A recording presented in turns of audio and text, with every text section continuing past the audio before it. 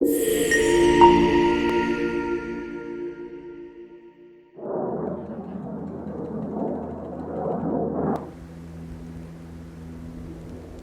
liittymisen jälkeen tosiaan nuo harjoituspäivät ja harjoitusten laajuus on kasvanut niin radikaalisti, että se vaikuttaa isosti meidän toimintaan, kun samalla alueella tehdään töitä.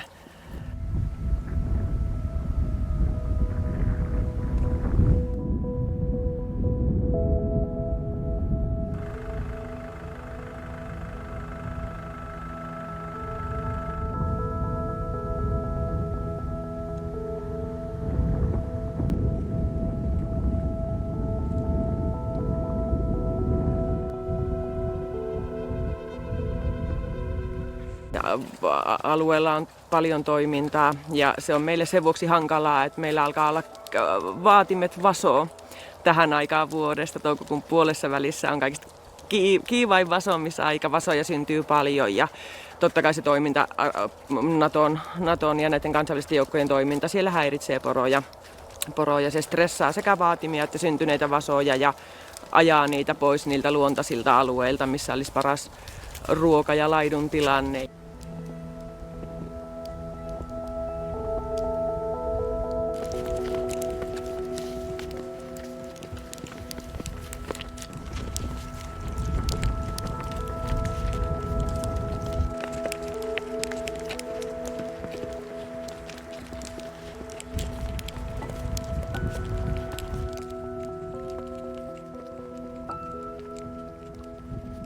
Totta kai huolestuttaa tulevaisuus ja poronhoito tällä alueella tulevaisuudessa yleensäkin huolestuttaa.